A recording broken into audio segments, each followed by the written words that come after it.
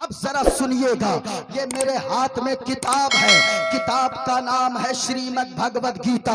अगर आपकी तवज्जो होगी तो मैं साबित करूंगा कि पूरी दुनिया में अगर सबसे कोई सुंदर मजहब है तो वो मजहब है इस्लाम है। ऊंचा बोले पूरा मजमा, वो मजहब इस्लाम है। जरा सुनिएगा, लेकिन मेरे भाई आपको अपने किरदार से, हमें अपने कैरेक्टर से, हमें अपने अखलाक से, हमें अपने जीवन से ये साबित करना होगा कि मजहब इस्लाम सुंदर मजहब है। हमारा लिबास ऐसा होना चाहिए, हमारा चेहरा ऐसा होना चाहिए, हमारी जबान ऐसी होनी चाहिए कि दूसरा अगर कोई देखे तो ये कहने पे मजबूर हो जाए, जब मुस्तफा का गुलाम इतना अच्छा है तो इनके आका मदीने वाले कितने अच्छे होंगे।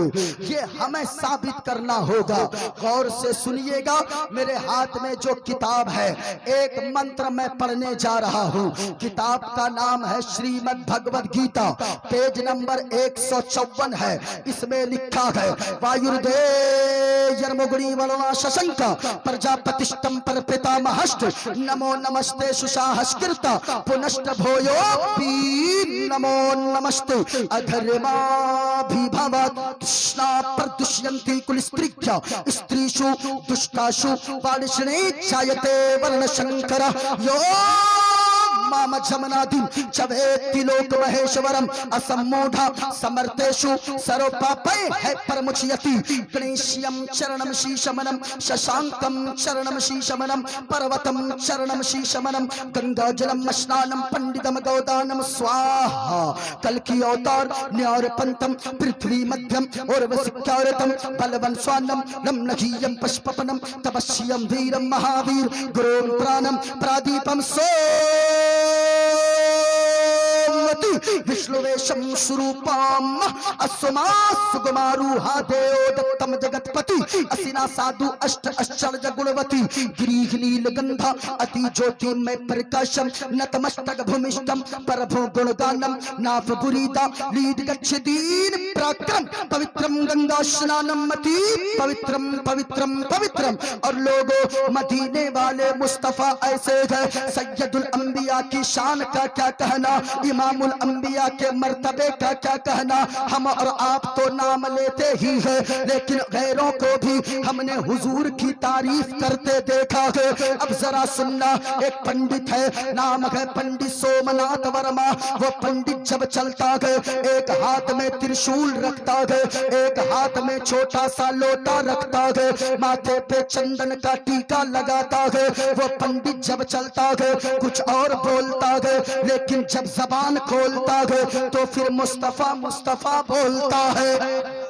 और वो पंडित कहता है, लोगों शरणय गुरु निमगा सुख सागर अत्याचार मगा शुभ सागर चरणन है गुरु नाम उजागर कृपा करोगे शुभ नाम सुख सागर गुरु हर कृपा मनोहर पावे अत्याचार मगा सुख पावे। और जय गुरु नाम नमे कर जय बिना मोहम्मद पार न होए। अब जरा सुनिएगा, कबीर दास है, कबीर दास आ गए। कबीर दास ने कहा, क्या मैं भी कुछ बोलूं? कहा के बोले। कबीर दास ने अपने मुंह को खोला और बोला तो ऐसा बोला, कहा लोगों इस्लाम ने जो बताया है वही सही है। कहा क्या बोला? कबीर दास ने कहा, इस धरती पर बसने वाले हैं जितने इंसान, अरे रगत सभी का एक ही रंग है, रगत सभी का एक ही रंग है। सब रखते हैं जान, सब रखते हैं जान। और जिसने सबको जन्म दिया है बड़ी उसी की शान। अरे दूजा नहीं है महान रे मोरख, दूजा नहीं है महान, दूजा नहीं है महान। इक़्तरब लिन्नासि हिसाबुहुम वहुम फी गफ़लतिन मुअरिदून। कोई आशिक रसूल हो जाता है क्या कोई मज़ार पे चले जाने से क्या वो आशिक नबी हो जाता है? क्या कोई चादर चढ़ा देने से क्या वो मुस्तफा का दीवाना हो जाता है? नाना प्यारे याद रखना ये सारी चीजें बाद में होगी, लेकिन कयामत के दिन सबसे पहले अगर किसी चीज के बारे में पूछा जाएगा तो वो नमाज के बारे में पूछा जाएगा। इसलिए अगर कोई नमाजी नहीं है वो यहाँ पे बैठे गए, जलसा में आने का मतलब होता है अगर कोई बेनमाजी हो यहाँ से उठे तो नमाज पढ़ने का इरादा लेकर उठे। क्योंकि लोगों अगर कोई नमाज नहीं पढ़ता है, अगर कोई नमाज की पाबंदी नहीं करता है तो मदीने वाले मुस्तफा फरमाते गए जो बेनमाजी होता है, जो नमाज की पाबंदी नहीं करता है, अल्लाह ताला उसकी उम्र से बरकत को उठा लेता है। जो बेनमाजी होता है अल्लाह उसके चेहरे से नूर को खत्म कर देता है, और जो बेनमाजी होता है अल्लाह ताला उसकी रोजी से बरकत को उठा लेता है। अब कोई तावीज काम ना आएगी। अगर आप चाहते हो अल्लाह आपकी उम्र को लंबी फरमा दे, अगर आप चाहते हो अल्लाह आपकी रोजी में बरकत दे, अगर आप चाहते हो आपके चेहरे में नूर आ जाए, आपका चेहरा चमकता हुआ नजर आए, तो कुछ करने की जरूरत नहीं है, बस नमाज पढ़ने के आदी हो जाओ। नमाज पढ़ लो। अगर नमाजी आप नहीं गए या रसूल अल्लाह पूरी रात नहीं बल्कि सैकड़ों जलसे में जाकर कर लो, आप हुजूर के गुलाम नहीं हो सकते हो, आप हुजूर के दीवाने नहीं हो सकते हो, बल्कि जो नमाजी होगा वही आशिक मुस्तफा होगा, जो नमाजी होगा वही गुलाम मुस्तफा होगा, जो बेनमाजी होगा वो कभी भी मुस्तफा का आशिक नहीं हो सकता है। क्योंकि है गर नबी से मोहब्बत नमाजी हो जाओ। माइक ऑपरेटर साहब, अरे भाई 10-15 रातों से बोल रहा हूँ, बस आवाज बढ़ा दीजिए, माइक बड़ा अच्छा है आपका, बहुत अच्छा बज रहा है गर नबी से मोहब्बत है, गर नबी से मोहब्बत नमाजी हो जाओ। तो क्या होगा अगर नमाजी बनेंगे तो क्या होगा? मिलेगी कब्र में राहत नमाजी हो जाओ। बेस कम कीजिए, अच्छा बज रहा है, बस बेस कम कर दीजिए, रहने दीजिए। नमाज पढ़ेंगे इंशाअल्लाह, पूरा मजमा हाथों को उठाकर बताएं, नमाज पढ़ेंगे इंशाअल्लाह, बोले इंशाअल्लाह, पूरा मजमा बोले इंशाअल्लाह। भाई इंशाअल्लाह बोले इसलिए कि इरादा करना आपका काम है, पेशानी में सजदों की तड़प अता करना ये अल्लाह का काम है। और ये उलमा अगर मुस्कुरा कर दुआ दे देंगे तो यकीनन सबसे पहले कयामत के दिन अगर किसी चीज के बारे में पूछी जाएगी तो किस चीज के बारे में? अरे ऊंचा बोलिए, किस चीज के बारे में? नमाज के बारे में। इसलिए लोगों अगर नमाज कोई नहीं पढ़ता है वो मुस्तफा का दीवाना नहीं हो सकता है, वो मुस्तफा का आशिक नहीं हो सकता है। इसलिए पहला काम ये करना है, जलसा में इतना खर्च किए हो, यहाँ से उठ के घर जाना। ओ माँ बहनों मैं तुमसे भी कहूंगा, यहाँ से उठ के घर जाना, बहाने मत बनाना कि हमारा छोटा बच्चा है वो पेशाब कर देता है, हमारे कपड़ों को नापाक कर देता है। अरे इतनी भी तुम बिजी नहीं हो कि तुम हुस्न करके नमाज ना पढ़ सको, बल्कि अगर तुम नमाजी बन जाओगी तेरी बेटी को अल्लाह कनीज़े फातिमा बना देगा। अगर आप नमाजी बन जाओगे अल्लाह आपके बेटे को गुलामे मुस्तफा बना देगा। इसलिए नमाज पढ़िए, नमाज की बरकत होगी, कम भी कमाओगे, झोपड़ी में रहोगे, अगर नमाजी रहोगे नमक रोटी ही खाओगे, अल्लाह उसी नमक रोटी में जन्नत जैसा सुकून अता फरमा देगा। ऊंचा बोले नमाज पढ़ेंगे इंशाअल्लाह और प्यार से बोले इंशाअल्लाह। अच्छा एक शेर और, इजाजत है पढ़ दूं? इजाजत है? इजाजत है पढ़ दूं? सुनिएगा। अजान सुन के जो कामों को बंद करते हैं।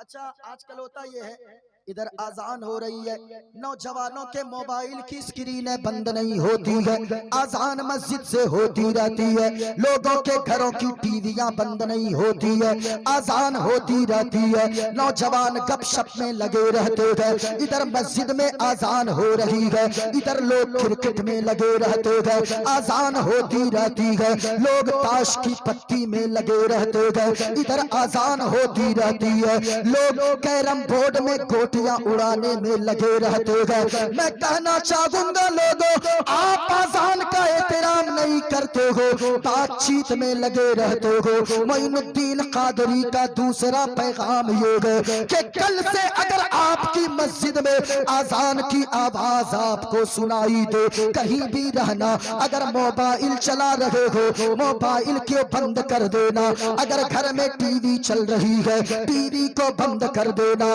क्योंकि जो आजान का एहतराम नहीं करता है, जो आजान के वक्त बातचीत में लगा रहता है, जो आजान के वक्त खेल कूद में लगा रहता है, मुस्तफा फरमाते हैं अगर ऐसा शख्स मरेगा जो आजान का एहतराम नहीं करता है, ऐसा शख्स मरेगा तो हो सकता है अल्लाह ताला उसको मौत देने से पहले उसके ईमान को कहीं छीन न ले, यानी वो बेईमान होकर मरेगा। लोगों हमारे पास आपके पास अगर सबसे बड़ी दौलत है वो कौन सी दौलत है? ईमान की तो दौलत है। हमारा मकान बड़ी दौलत नहीं है, रुपए पैसे बड़ी दौलत नहीं है। ओ मोमिनो, ओ मुसलमानों, कुर्बान जाओ, ऐसी दौलत अल्लाह ने दिया है जो दौलत अदानी के पास भी नहीं है, जो दौलत अंबानी के पास भी नहीं है, वो ईमान की दौलत हम और आपको अल्लाह ने अता फरमाया है। इसलिए ईमान की हिफाजत करो। अगर आजान की आवाज सुनना, यहाँ से उठ के जाना, माँ बहनों तुम भी सुनो, अगर आजान की आवाज तेरे कानों में आ जाए, अगर झाड़ू लगा रही हो थोड़ी देर रुक जाना, अगर बिस्तर लगा रही हो थोड़ी देर रुक जाना, अगर बर्तन मांज रही हो थोड़ी देर रुक जाना। नौजवानों आजान की आवाज सुनना, अगर मोबाइल चला रहे हो थोड़ी देर के लिए मोबाइल बंद कर देना, पहले आजान का जवाब देना। अगर ऐसा करोगे तो होगा क्या? आजान सुनने के जो कामों को बंद करते हैं उसे पुकारेगी जन्नत, नमाजी हो जाओ, उसे पुकारेगी जन्नत, नमाजी हो जाओ। जरा पूरा मजमा हाथों को उठाकर बोले सुभान अल्लाह। आवाज बढ़ाइए ना, मैं माइक में यहाँ से देखे यहाँ से बोल रहा हूँ, आवाज नहीं जा रही है। अब ज्यादा अंदर ना जाऊं वरना माइक के अंदर घुसूंगा तो बॉक्स खराब हो जाएगा। हाँ? वरना होता है कहीं कहीं माइक वालों के साथ बड़ा मसला होता है, माइक वाले सेट करके सो जाते हैं। एक जगह अचानक लाइट गुल हो गई, लाइट चली गई। अब वो सोया हुआ था, उसको किसी ने धक्के मारकर उठाया, ऑपरेटर साहब को। वो जल्दबाजी में उठा, हाथ पांव झाड़ा, पूरा तार इधर से उधर हो गया। उसके बाद जब लाइट आई, अब खूब कोशिश कर रहा है, इस बटन को दबा रहा, इस बटन को दबा रहा, इस बटन को दबा रहा है, लेकिन माइक चालू होने का नाम ही नहीं ले रहा है।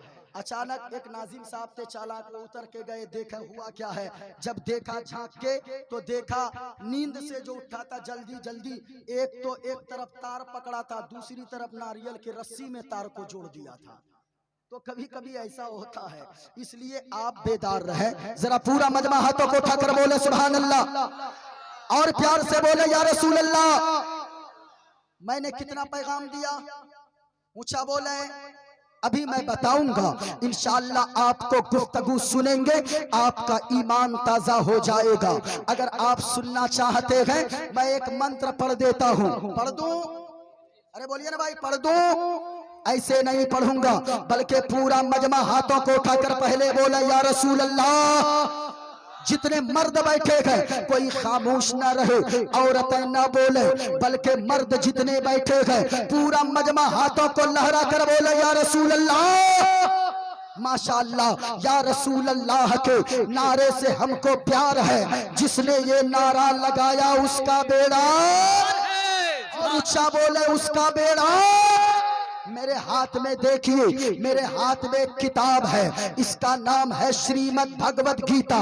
मोइनुद्दीन कादरी जितनी बातें बोलेगा हवाला के साथ बोलेगा, लेकिन पहले मैं ये क्लियर कर दूं कि मैं ऐसी किताबें आज पूरे हिंदुस्तान में पढ़कर लोगों को पैगाम क्या देता हूं। मेरे भाइयों, मैं तो कहूंगा ऐसे जलसों से मैं पैगाम देता हूं। जो लोग ये कहते हैं कि मुसलमान आतंकवादी होता है, इस्लाम आतंकवाद का पाठ पढ़ाता है, मैं ऐसे जलसों से लोगों को पैगाम देता हूं कि ओ दुनिया वालों, अरे तुम कहते हो मुसलमान देश प्रेमी नहीं होता है, मुसलमान को भारत से प्यार नहीं है। अरे तुम हमारी मोहब्बत पे तुम शक करने बैठते हो, तुम हमारी मोहब्बत पे उंगलियां उठाते हो। अरे हम तो वो है। आज अगर अयोध्या में कोई मेला हुआ कुछ दिनों पहले, अरे वो तो तुम थे कि तुमने बोर्ड लगा दिया कि फला कौम के लोग यहाँ नहीं आ सकते हैं, मुसलमान का कोई बच्चा भी इस मेले में नहीं आ सकता है।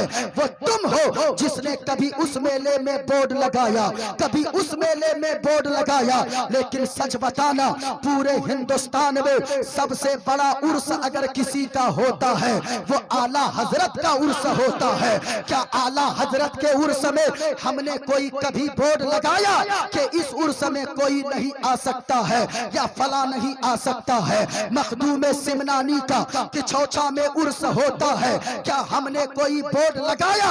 नहीं लगाया। वारी से देवा का, साबिरे पाक का, अरे इनकी बातें तो अलग है। ख्वाजा गरीब नवाज का उर्स अजमेर की धरती पर होता है, क्या हमने कभी कोई बोर्ड लगाया या किसी ने कोई बोर्ड लगा हुआ देखा कि फला धर्म के लोग यहाँ नहीं आएंगे? नहीं नहीं। अरे हम तो मोहब्बत बांटते हैं, तुम कहते हो मुसलमानों को देश से प्रेम नहीं है। अरे हम तो मोहब्बत ऐसी बांटते हैं, हम कहते हैं चांद तारे गगन की जीनत है, फूल कांटे पवन की जीनत है, और हिंदू मुस्लिम को इस वतन में साथ रहने दो, ये हमारे वतन की जीनत है। हम यहाँ से मोहब्बत बांटते हैं, हम तो मोहब्बत का पैगाम आम करते हैं। लेकिन वो तुम हो जो कभी पाकिस्तान जाते हो, तुम तो मुसलमानों को, हिंदुस्तानी को पाकिस्तानी कहते नहीं थकते। लेकिन वो तुम हो जो पाकिस्तान जाकर वहां की बिरयानी खाकर आते हो और तारीफ करते हो कि पाकिस्तान बड़ा अच्छा है। वो तुम हो जो कभी चाइना जाते हो, वहां से आकर तारीफ करते हो कि चाइना बड़ा अच्छा है। वो तुम हो जो इंग्लैंड जाते हो, कहते हो इंग्लैंड बड़ा अच्छा है। वो तुम हो जो कभी न्यूजीलैंड जाते हो तो कहते हो न्यूजीलैंड बड़ा अच्छा है। लेकिन हमें छोड़ो, इन उलमा को छोड़ो, हमारे मदरसे में पढ़ने वाले एक 10 साल के बच्चे को उठाकर पूछो कि तुम्हें क्या अच्छा है, वो बच्चा खड़ा होगा, कहेगा मेरी अच्छाई पूछते हो, मेरी पसंद पूछते हो, तो सुनो सुनो, ना तो चाइना अच्छा है, ना तो इंग्लैंड अच्छा, ना तो बर्तानिया अच्छा, ना तो हॉलैंड अच्छा, ना तो न्यूजीलैंड अच्छा। अगर हमारे लिए पूछते हो तो सारे जहां से अच्छा हिंदुस्तान हमारा, हम बुलबुले इसकी, ये गुलसिता हमारा। नाराए तकबीर, नाराए रिसालत, ख्वाजा का हिंदुस्तान, ख्वाजा का हिंदुस्तान, नाराए तकबीर। ये हमारा मजहब इस्लाम सिखाता है, ये मानवता हमारा इस इस्लाम धर्म देता है। लेकिन याद रखना, आज जो लोग एतराज करते हैं और कहते हैं कि मेरे भाई ये मुसलमान तो भड़क जाते हैं, कभी मौला मुफ्ती सलमान अजहरी को जेल में डालो कि मुसलमान डर जाएंगे, कभी कमर गनी उस्मानी साहब को जेल में डालो ताकि मुसलमान डर जाएंगे। याद रखना, तुम हमें हमारे बाप के नाम से डराओगे तो हो सकता है मुसलमान बाप के नाम से डर जाए। अगर माँ को कुछ करके यानी कैद में डालकर ये धमकी देकर डराओगे तो हो सकता है मुसलमान का बच्चा डर जाए। लेकिन याद रखना, मुसलमान के बच्चों को अगर मदीने वाले मुस्तफा के इश्क से अगर रोकोगे तो याद रखना ये मुसलमान इसे कभी बर्दाश्त नहीं करेंगे। क्योंकि हम तो वो है जो लोग कहते हैं कि मौलाना भड़क जाता है या फला मुसलमान भड़क जाता है। अरे नहीं नहीं, हम तो यहाँ से ऐलान करते हैं, हम अपने बाप के नाम पर नहीं भड़कते हैं। अपनी माँ को गाली अगर कोई दे दे हमारी माँ को, हम इसको भी बर्दाश्त करते हैं। मैं अपनी बात बताऊं, मैं अगर कभी ट्रेन में चलता हूँ, रेलवे स्टेशन पे हिंदुस्तान के हालात ऐसे है, रेलवे स्टेशन पे कोई मुझको टोपी और दाढ़ी देखकर कुछ बग देता है, अल्लाह की कसम मैं उसे जवाब नहीं देता हूँ। अगर मैं चाहूँ फौरन पलट के उसे जवाब दे सकता हूँ, लेकिन मैं जानता हूँ मेरा साथी मामला है, इसमें उलझना बेकार है। और मैं ये कहता हूँ हमें जितनी गालियाँ देनी है दे दो, हमारे बाप को गालियाँ दोगे हम बर्दाश्त करेंगे, हमारी माँ को गालियाँ दोगे हम बर्दाश्त करेंगे। लेकिन अल्लाह की कसम, अगर मदीने वाले मुस्तफा की शान में अदना सी गुस्ताखी करोगे तो याद रखना हम अपने खानदान को क्या, अपनी जान को भी मदीने वाले मुस्तफा के नाम पर कुर्बान करने को तैयार है। क्योंकि मदीने वाले मुस्तफा से इश्क करना आला हजरत ने हमें सिखाया है कि दुनिया वालों जब तक जिंदा रहो ये कहते रहो या रसूल अल्लाह, जमीनो जमा तुम्हारे लिए, मकीनो मका तुम्हारे लिए, चुनीनो चुना तुम्हारे लिए, बने तो जहां तुम्हारे लिए, दहन में ज़बा तुम्हारे लिए, बदन में है जा तुम्हारे लिए। अब तैयार रहना या रसूल अल्लाह, हम आए यहाँ तुम्हारे लिए, उठे भी वहां तुम्हारे लिए। नाराए तकबीर, नाराए रिसालत, नाराए रिसालत। I love Muhammad, I love Muhammad. अब जरा सुनिएगा, ये मेरे हाथ में किताब है, किताब का नाम है श्रीमद् भगवद गीता। अगर आपकी तवज्जो होगी तो मैं साबित करूंगा कि पूरी दुनिया में अगर सबसे कोई सुंदर मजहब है तो वो मजहब है इस्लाम है। ऊंचा बोले पूरा मजमा, वो मजहब है इस्लाम है। जरा सुनिएगा, लेकिन मेरे भाई आपको अपने किरदार से, हमें अपने कैरेक्टर से, हमें अपने अखलाक से, हमें अपने जीवन से ये साबित करना होगा कि मजहब इस्लाम सुंदर मजहब है। हमारा लिबास ऐसा होना चाहिए, हमारा चेहरा ऐसा होना चाहिए, हमारी जबान ऐसी होनी चाहिए कि दूसरा अगर कोई देखे तो ये कहने पे मजबूर हो जाए जब मुस्तफा का गुलाम इतना अच्छा है तो इनके आका मदीने वाले कितने अच्छे होंगे, ये हमें साबित करना होगा। गौर से सुनिएगा, मेरे हाथ में जो किताब है एक मंत्र मैं पढ़ने जा रहा हूँ। किताब का नाम है श्रीमद् भगवद गीता, पेज नंबर 154 है। इसमें लिखा है वायुर्देयर्मुगुणी वरुणा शशंक प्रजापतिष्ठं पर पितामहश्च नमो नमस्ते सुशाहस्कृता पुनश्च भूयोऽपि नमो नमस्ते अधर्माभिभवत् कृष्णा प्रदुष्यन्ति कुलस्त्रीभ्यः स्त्रीषु दुष्टासु वार्ष्णे जायते वर्णशङ्करः यो माम जमनादि चवेत्ति लोक महेश्वरम असम्मूढ़ा समर्थेषु सर्वपापै है परमुच्यति गणेश्यम चरणम शीशमनम शशांकम चरणम शीशमनम पर्वतम चरणम शीशमनम गंगा जलम स्नानम पंडितम गौदानम स्वाहा कल की अवतार न्यार पंथम पृथ्वी मध्यम और वसिक्यारतम बलवन स्वानम नमनघीयम पुष्पपनम तपस्यम वीरम महावीर गुरु प्राणम प्रादीपम सो विष्णुवेशम स्वरूपम अस्मा सुगमारूहा देवोदत्तम जगतपति असिना साधु अष्ट आश्चर्य गुणवती गिरीह नीलगंधा अति ज्योतिर्मय प्रकाशम नतमस्तक भूमिष्ठम परभो गुणगानम नाभ बुरीदा लीड गच्छदीन पराक्रम पवित्रम गंगा स्नानम मति पवित्रम पवित्रम पवित्रम। और लोगों मदीने वाले मुस्तफा ऐसे है, सैयदुल अंबिया की शान का क्या कहना, इमामुल अंबिया के मर्तबे का क्या कहना। हम और आप तो नाम लेते ही है, लेकिन गैरों को भी हमने हुजूर की तारीफ करते देखा है। अब जरा सुनना, एक पंडित है, नाम है पंडित सोमनाथ वर्मा। वो पंडित जब चलता है एक हाथ में त्रिशूल रखता है, एक हाथ में छोटा सा लोटा रखता है, माथे पे चंदन का टीका लगाता है। वो पंडित जब चलता है कुछ और बोलता है, लेकिन जब जबान खोलता है तो फिर मुस्तफा मुस्तफा बोलता है।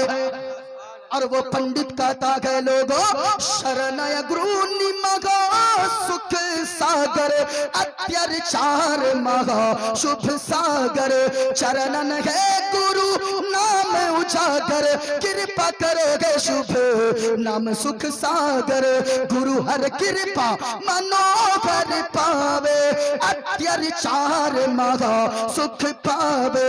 और जय गुरु नाम नमे कर जय बे बिना मोहम्मद पार न होए बे।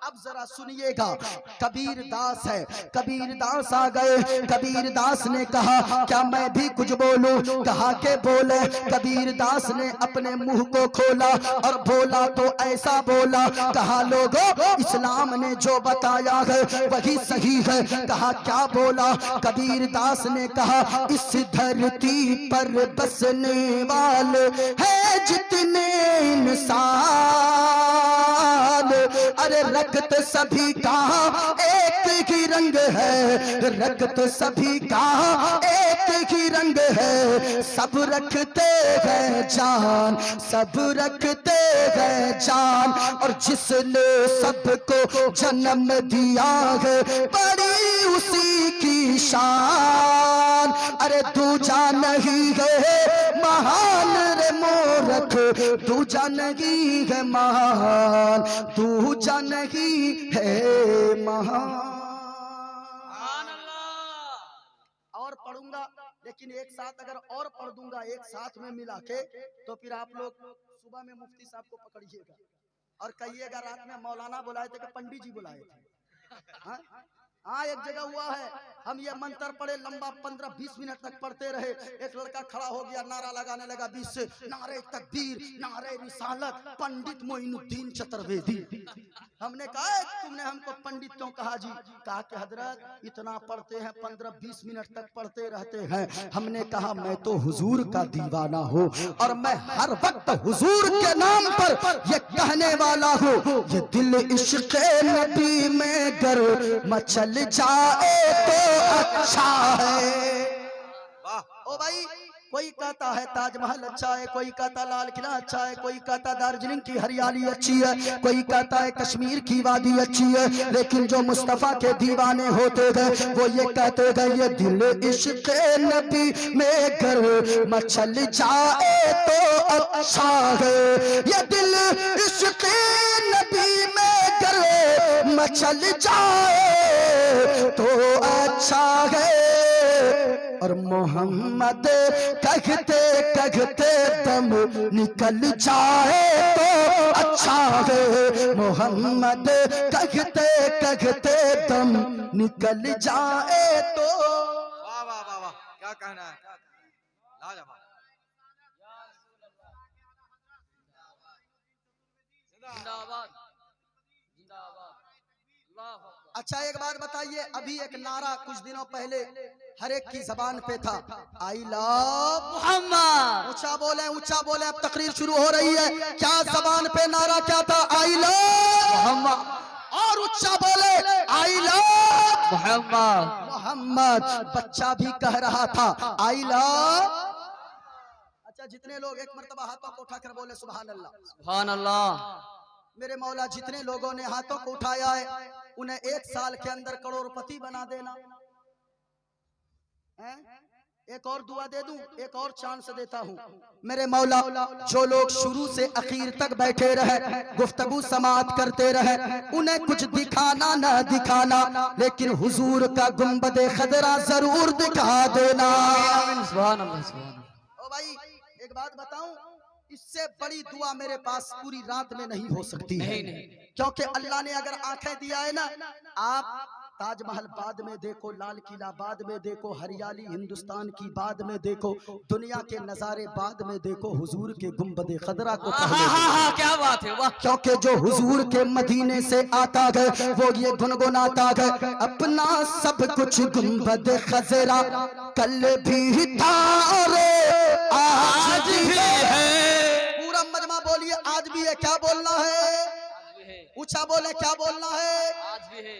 अच्छा इधर वाले सोच रहे हैं कि सामने वाले फंस गए हैं। आप लोग काहे नहीं बोल रहे हैं? कोई देखे ना देखे, मदीने वाले मुस्तफा देख रहे हैं।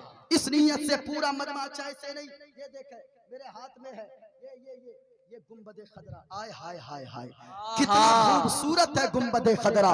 कभी जाकर देखना लोगों। मैं तो आपसे भी कहूंगा नौजवानों, ये गुटकों में पैसे को बर्बाद मत करो, ये चाय की चुस्की में पैसों को बर्बाद मत करो। माँ बहनों तुमसे भी कहूंगा, अगर आप भी हुजूर का मदीना देखना चाहती हो तो कीमती साड़ियाँ की फरमाइश न करो, कीमती सलवार सूट की फरमाइश न करो, कंगन पाजेब ना मांगो, बल्कि अपने शौहर को कहो, ए मेरे शौहर नामदार, हमें आपसे कुछ नहीं चाहिए, मैं फटे पुराने कपड़े पहनकर जिंदगी गुजार लूंगी, मुझे कंगन नहीं चाहिए, मुझे पाजेब नहीं चाहिए, मुझे यानी के सोना चांदी हीरे जवाहरात नहीं चाहिए, बल्कि शौहर को के कदमों से निपट जाना और कहना, ओ मेरे सरताज हमें कुछ नहीं चाहिए, अगर मुझसे सच्ची मोहब्बत करते हो हमें कुछ दिखाओ ना दिखाओ, लेकिन हुजूर का गुंबदे खदरा जरूर दिखा दो। क्योंकि हमने सुना है जो हुजूर का गुंबदे खदरा देख कर आ जाए तो मुस्कुरा कर जबान पे यही आता है, अपना सब कुछ गुंबदे खदरा कल भी था आज भी है। आप चुप रहिएगा, इन लोगों को बोलने दीजिएगा। मैं दुआ करूंगा मेरे मौला जो जितनी बुलंद आवाज से बोले उन्हें उतनी जल्दी हुजूर का मदीना दिखा देना। भाई किसी की दुआ कबूल हो या ना हो, लेकिन मेरी दुआ जरूर कबूल होगी। मुफ्ती साहब, और मैं दावा कर रहा हूं, क्यों? ये मेरी बोली अगर हो गलत हो सकती है।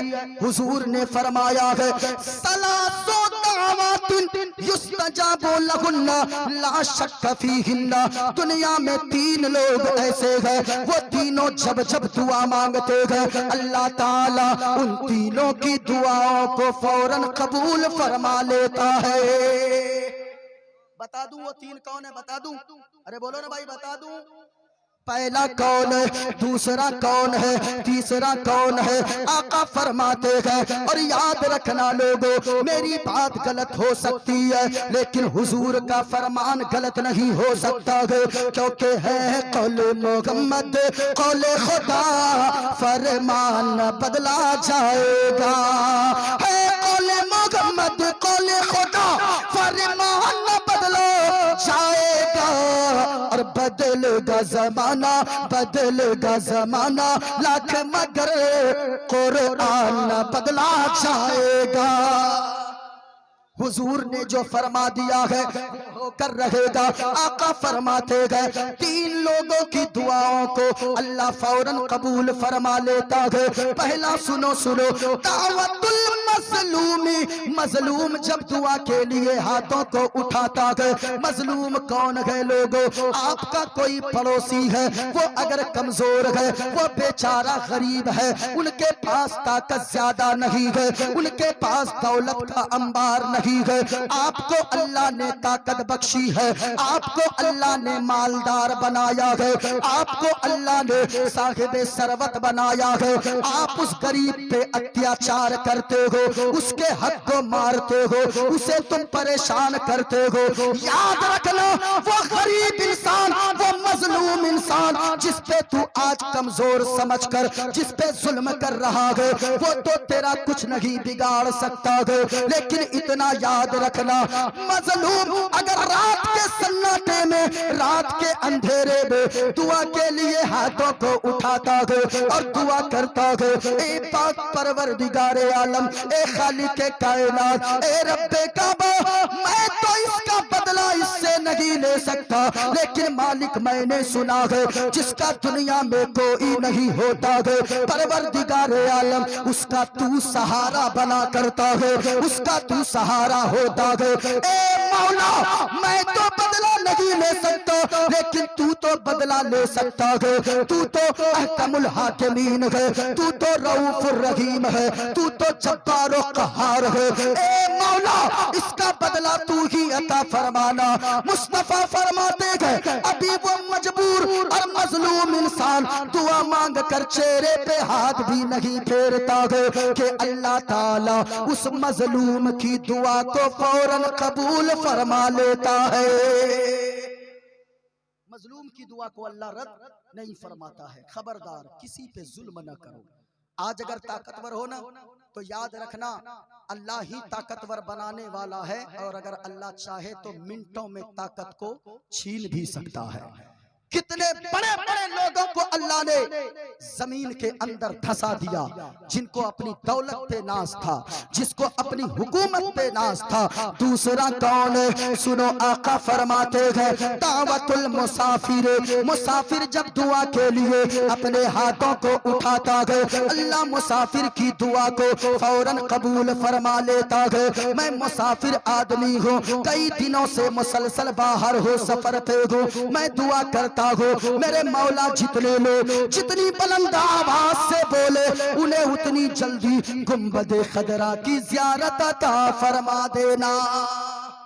जरा मोहब्बत से हाथों को उठाकर बोले या रसूल अल्लाह, और प्यार से पूरा मजमा बोले या रसूल अल्लाह। भाई, एक दो लोग जा रहे हैं, जो जा रहे हैं उनको जाने दीजिए। क्यों? जानते हैं, जाने वालों को मैं रोकता नहीं हूँ। एक जगह एक मौलाना साहब तकरीर कर रहे थे, एक लड़का टप से खड़ा हो जाता था बीच से। मौलाना साहब ने कहा, देखा, बैठ गया। थोड़ी देर के बाद फिर खड़ा हुआ, मौलाना साहब ने फिर डांटा, तकरीर हो रही, फिर कहाँ जा रहा बीच में, फिर बैठ गया। तीसरी मर्तबा खड़ा हुआ लड़का जाने के लिए, मौलाना साहब ने इतनी जोर से डांटा, कहा अरे बैठा तो सुबह तक बैठल रह गया। जलसा खत्म, तकरीर खत्म, सब चले गए। मौलाना साहब ने कहा, ए बेटा, जा रहा था पहले से, अब क्यों नहीं जा रहा? अब तो जलसा खत्म हो गया, तकरीर खत्म हो गई, अब जाओ ना। लड़के ने कहा, क्या करेंगे हजरत जाके, जिस काम के लिए जा रहे थे वो काम यहीं तमाम हो गया है, इसलिए जिसको जाना है कज़ाए हाजत के लिए वो जा सकते हैं, कोई बात नहीं है। जरा झूम कर पढ़ना, अपना सब कुछ गुंबद खजरा कल भी तारे आज भी है, और मेरे नबी से मेरा रिश्ता, मेरे नबी से मेरा रिश्ता कल भी था और आज भी है, मेरे नबी से मेरा रिश्ता कल भी था और आज भी है। और एक शेर पढ़ू, इजाजत है? अरे बोलिए, इजाजत है? जरा हाथों को उठाकर बोले सुभान अल्लाह। बतला दो गुस्ताख नबी को, गैरत सुन्नी जिंदा है, और दीन पे मर मिटने का जज्बा, दीन पे मर मिटने का जज्बा कल भी था और आज भी है, मेरे नबी से मेरा रिश्ता कल भी था और आज भी सुनिए मैंने क्या कहा, अभी चारों तरफ एक हंगामा मचा था, चारों तरफ लोग कह रहे थे आई लव, पूरा मजमा बोलो अगर आप मुस्तफा के दीवाने हो। लोग क्या कह रहे थे, आई लव, बच्चे भी कह रहे थे आई लव, जरा इधर वाले बूढ़े भी कह रहे थे आई लव, जवान भी कह रहे थे आई लव मोहम्मद। लेकिन मैं एक पैगाम देना चाहूंगा मेरे भाइयों, आई लव मोहम्मद बैनर पे लिखने वालों, आई लव मोहम्मद कागज पे लिखने वालों, आई लव मोहम्मद पोस्टर पे लिखने से ज्यादा बड़ी बात और पेपर पे लिखने से ज्यादा बड़ी बात पोस्टर और बैनर पे, छत की दीवार पे आई लव मोहम्मद लिखने से बड़ी बात ये होगी अपने दिल की तख्ती पर आई लव मोहम्मद लिखो, अपने किरदार में आई लव मोहम्मद लिखो, अपनी सीरत में आई लव मोहम्मद लिखो, अपने किरदार में आई लव मोहम्मद लिखो। जिस दिन दिल के अंदर तख्ती पे आई लव मोहम्मद लिखना आपने शुरू कर दिया तो याद रखना होगा क्या, ये कागज पे आई लव मोहम्मद लिखो, दुनिया का कोई शातिर इंसान इस कागज को फाड़ सकता है। बैनर पे आई लव मोहम्मद लिखोगे दुनिया का कोई शैतान उसे फाड़ सकता है। अगर कागज और पोस्टर पे आई लव मोहम्मद लिखोगे उसे कोई दुनिया का इंसान फाड़ सकता है। अगर छत की दीवार पर अगर आई लव मोहम्मद लिखोगे दुनिया का कोई इंसान फाड़ सकता है। लेकिन याद रखना अगर जिस दिन हम और आपने दिल के अंदर आई लव मोहम्मद लिखना शुरू कर दिया, दुनिया में किसी माँ ने ऐसे लाल को जन्म नहीं दिया है जो हमारे और मुसलमानों के दिल को फाड़ सके। क्योंकि जब दिल के अंदर आई लव मोहम्मद होगा, किरदार में आई लव मोहम्मद होगा, सीरत में आई लव मोहम्मद होगा, अखलाक में आई लव मोहम्मद होगा, फिर जब जबान पे आई लव मोहम्मद आएगा तो यही मचल कर कहोगे ये इस्लाम सीना पसीना न होता, ऐसा करीना न होता और जमी आसमां चांद सूरज सितारे मोहम्मद न होते तो कुछ भी न होता। रिसालत, नाराए रिसालत, I love Muhammad, I love Muhammad. अब जरा सुनिएगा लोगों, और एक बात मैं कहूं, मैंने क्या कहा, पोस्टर पे आई लव मोहम्मद लिखने से ज्यादा बड़ी बात ये होगी अपने दिल की तख्ती पे आई लव मोहम्मद लिखो। जिसके दिल में आई लव मोहम्मद होगा, सच बताना वो कभी झूठ बोल सकता है क्या? जिसके दिल में आई लव मोहम्मद होगा वो कभी झूठ नहीं बोलेगा। जिसके दिल में आई लव मोहम्मद होगा वो कभी सूद नहीं खा सकता है। जिसके दिल में आई लव मोहम्मद होगा वो कभी नमाज नहीं छोड़ेगा। जिसके दिल में आई लव मोहम्मद होगा वो कुछ भी हो जाए दूसरे के हक नहीं मार सकता है। मेरे भाई आजकल तो यहाँ तक हो रहा है, मुफ्ती साहब लोग दूसरों के हक मारते मारते अपनी बेटियों का भी हक मारना शुरू कर दिए। हमने यहाँ तक देखा है अगर बेटी ने 1 कट्ठा जमीन मांगा है तो बाप बूढ़ा इतना नाराज हो गया कि 10 साल तक अपनी बेटी के दरवाजे पर कदम रखना छोड़ दिया है। क्यों? इसलिए कि बेटी ने 1 कट्ठा जमीन मांगा है। ओ बेटियों से चिढ़ने वालों और बेटियों के सारे हक को मार कर अपने बेटों को देने वालों, अरे ये बेटियां हैं। कुरान ने क्या कहा है? बेटियां वलैसा सकरु कल उनसा, बेटा बेटी की तरह नहीं हो सकता है। बेटा बेटी की तरह नहीं हो सकता। क्यों नहीं हो सकता है? हमने तो देखा है कि कितने ऐसे जनाजे को कि 3 बेटे हैं, 1 बेटा खड़ा हो गया और कहने लगता ओ मोहल्ले वालों खबरदार, कोई मेरे बाप के जनाजे को उस वक्त तक नहीं उठाएगा जब तक के मकान का बंटवारा न हो जाए, जब तक के जमीन का बंटवारा न हो जाए, जब तक के गाड़ी का हिस्सा न लग जाए। ये तो बेटा को हमने देखा है, लेकिन क्या कभी किसी बेटी को भी देखा है कि बेटी आकर खड़ी हो जाए और कहे कि ओ मोहल्ले वालों, मेरे बाप ने सारी जमीन मेरे भाइयों को दे दी है, इसलिए उस वक्त तक जनाजा नहीं उठने दूंगी जब तक कि मुझे जमीन में हिस्सा ना मिल जाए। हमने बेटी को नहीं देखा है, लेकिन हजारों बेटे की तारीख हमने पढ़ा है और सुना है, अपनी आंखों से देखा है कि बेटे ने बाप के जनाजे को उठने से रोक दिया है। ओ भाई, बेटियां तो अल्लाह की रहमत होती है, बेटियां तो घर की रहमत और घर की रौनक, घर की जीनत हुआ करती है। ये बेटी कौन है, किसकी अजमत क्या है? मुस्तफा फरमाते हैं कि लोगों, एक मर्तबा हुजूर जा रहे थे, सहाबा साथ में थे। हुजूर से सहाबा ने अर्ज किया, या रसूल अल्लाह, वो फला घर को देखिए, उस घर के ऊपर में आसमान से नूर टपक रहा है और ऐसा नूर टपक रहा है कि उस नूर की रोशनी से उसके चारों तरफ घर को जगमग जगमग रोशन रोशन कर दिया है। मुस्तफा फरमाते हैं, ए सहाबियों, पता है, उस घर में जाकर पता करो, उस घर में दो चीजें होंगी, दो में से एक चीज जरूर होगी, या तो उस घर में किसी यतीम की परवरिश हो रही होगी, या उस घर में अल्लाह ने उस घर वाले को बेटी जैसी रहमत अता फरमाया होगा। ये बेटी का मकाम है, जिस घर में बेटी आ जाए अल्लाह की रहमतें झमाझम बरसती है।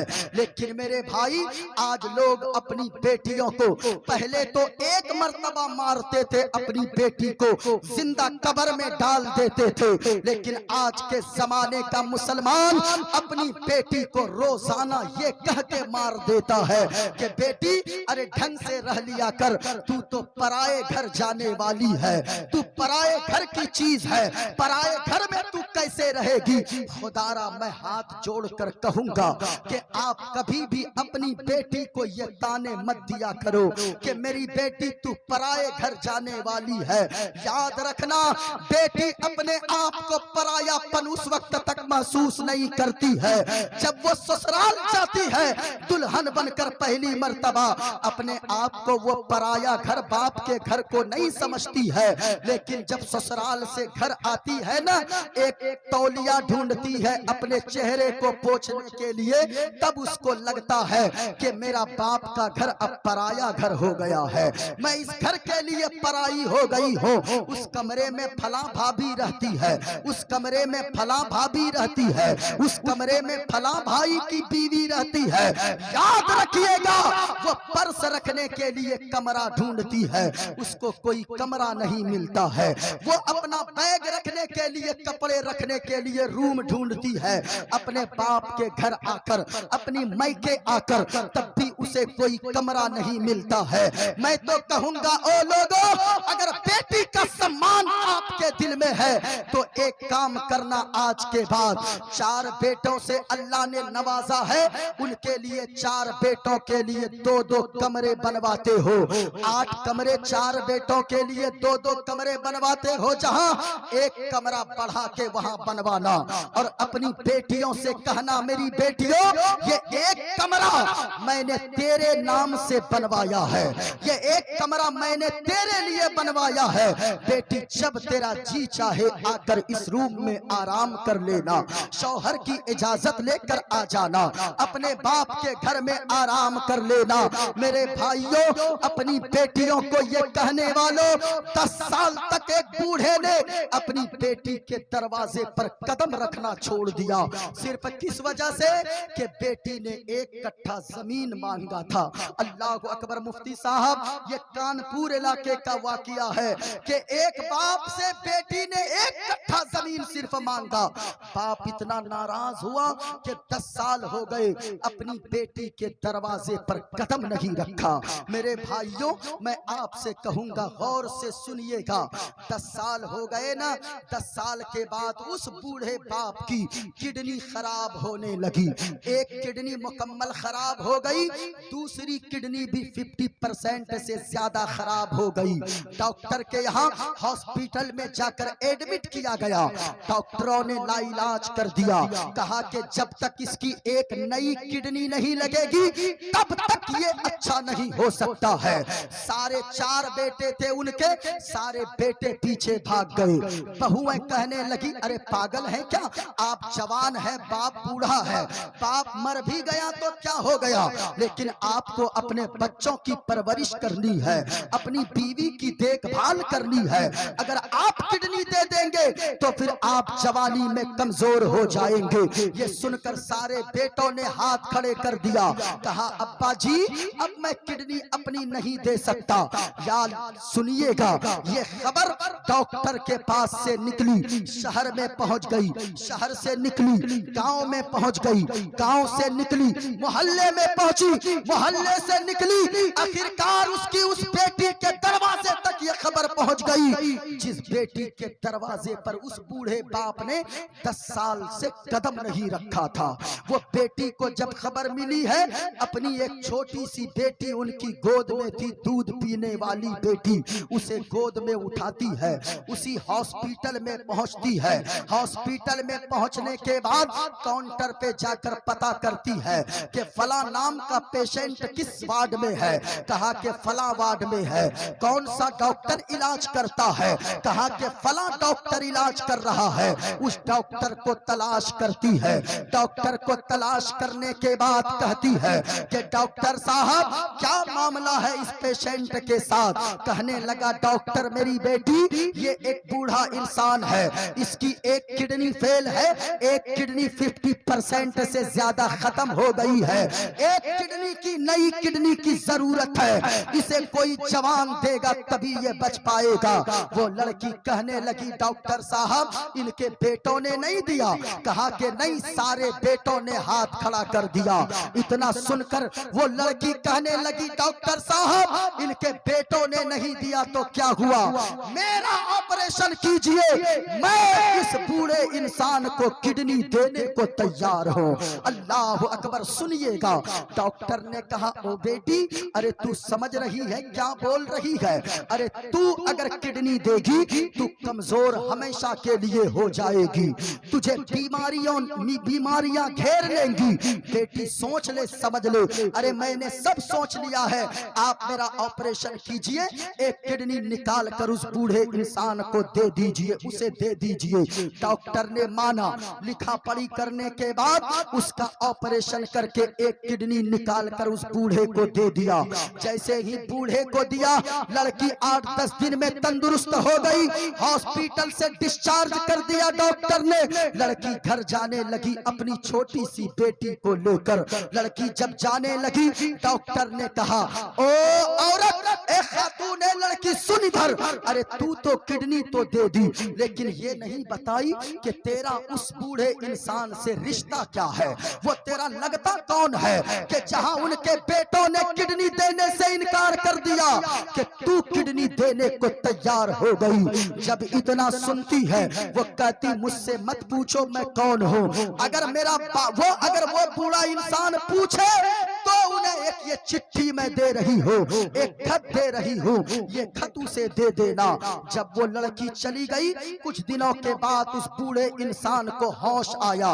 वो जब बिस्तर से खड़ा हुआ, सारे बेटे आ गए, अब्बा जान चलिए मेरे घर चलिए। वो बेटा कहने लगा, बाबा जान मेरे घर चलिए। तीसरा बेटा कहने लगा, अब्बू अब मेरे घर चलिए, मैं आपकी सेवा करूंगा, आपकी खातिर तवाज़ो करूंगा, आपकी खातिरदारी करूंगा, आपके हर दुख सुख का ख्याल रखूंगा। उस बूढ़े ने कहा, ओ नालायकों, हटो यहाँ से मेरे सामने से, पहले मुझे उस डॉक्टर के पास ले चलो जिस डॉक्टर ने मुझे दोबारा इलाज करके मुझे दोबारा जिंदगी दे दिया है।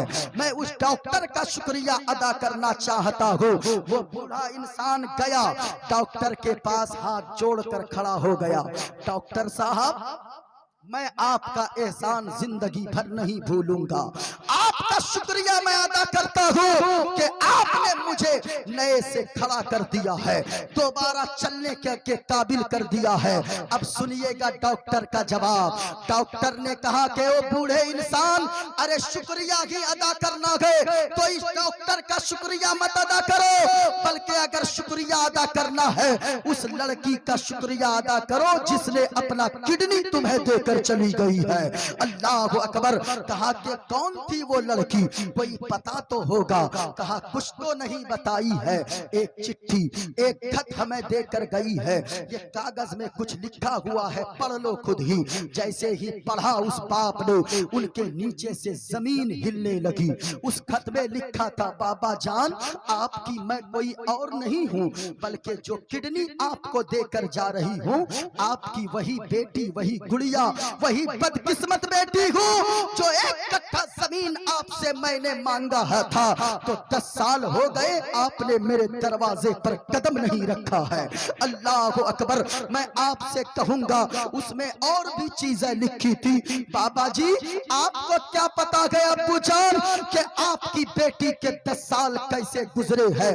हर रमजान इफ्तार निकाल कर आपका इंतजार करती थी, हर ईद में आपका इंतजार करती थी, बच्चों को नए कपड़े पहना देती थी। बच्चे कहते थे माँ तुम्हें क्या हुआ है, तू ईद में कपड़े क्यों नहीं पहनती है? तो मैं कहती थी बाबू मेरा बेटा, मेरे बच्चों, तेरी माँ की ईद तो उस दिन होगी जिस दिन तेरा नाना तेरी माँ के दरवाजे पर मुलाकात के लिए आएगा, उस दिन तेरी माँ ईद का दिन मनाएगी। अल्लाह अकबर। ओ मेरे भाई, बेटियों से प्यार करो, किसी का हक ना मारा करो, बल्कि ये याद रखो हराम से बचो, हराम से, क्योंकि हराम में अल्लाह ने बरकत नहीं दिया है, बल्कि अल्लाह ने हलाल में बरकत दिया है। हलाल में बरकत है, हराम में बरकत, पूरा मजमा बोलो, हराम में बरकत नहीं है, हलाल में बरकत है। लेकिन मेरे भाई आज होता क्या है, आज लोग ये समझते हैं शॉर्टकट से अगर पैसे न कमाए जाए तो फिर हम मालदार कैसे होंगे, हम तो गरीब ही रह जाएंगे। खबरदार खबरदार। कितने लोगों को हमने भी आपने भी देखा होगा जो हराम तरीके से पैसा कमाया लेकिन उसके पास पैसे बचे नहीं, बल्कि वो पैसे 2-4 साल के अंदर खत्म हो गए। हलाल कमाइए, अगर हलाल की कमाई करेंगे तो थोड़ी सी भी दौलत अगर अपने बच्चों के लिए छोड़ कर जाएंगे, उसी में अल्लाह इतनी बरकत देगा, इतनी बरकत देगा कि अल्लाह दुनिया में आपके बच्चे को मालदार भी बना देगा, मरने के बाद जन्नत का हकदार भी बना देगा। जरा पूरा मजमा हाथों को उठाकर बोलिए सुभान अल्लाह, और प्यार से बोलिए या रसूल अल्लाह। अरे बुलंद आवाज से बोले या रसूल अल्लाह। जरा गौर से सुनिएगा, हमने क्या कहा, आई लव मोहम्मद। कागज पे लिखने से ज्यादा बड़ी बात ये होगी कि अपने दिल की तख्ती पर आई लव मोहम्मद लिखिए। मैं इधर आऊंगा, लेकिन मैंने जो मंत्र पढ़ा, मैंने क्या कहा, सबसे अच्छा मजहब अगर कोई है तो वो मजहब, ऊंचा बोले पूरा मजमा, वो मजहब इस्लाम है। जरा गौर से सुनिएगा, वो मजहब इस्लाम कैसे सबसे अच्छा मजहब है, कैसे सबसे सुंदर मजहब है। सबसे अच्छा मजहब इसलिए है कि हमारा इस्लाम कहता है, एक बात बताइए, हमारे हाथ में पाँव में, आपके भी हाथ पाँव में नाखून है, ये नाखून है ना, नाखून, ये कितने दिनों में काटने चाहिए? ये मुफ्ती साहब से पूछिए, ये कहेंगे ज्यादा से ज्यादा आप 40 दिन तक ही छोड़ सकते हो। 40 दिन के अंदर अंदर नाखून को काटना जरूरी है। 40 दिन से ज्यादा नाखून को बढ़ाना ये मकरूह तहरीमी लिखा है इस्लाम ने। लेकिन एक किताब का नाम है फतवाए आलमगीरी, उस किताब में ये बात लिखी है, ये तो और लोगों के लिए है, लेकिन अगर कोई गाय का दूध दोहता हो, कोई भैंस का दूध निकाल निकालता हो तो वो 40 दिन का क्या 10 दिन का भी इंतजार न करे, बल्कि हर सप्ताह में हर हफ्ता में वो नाखून को काट लिया करे।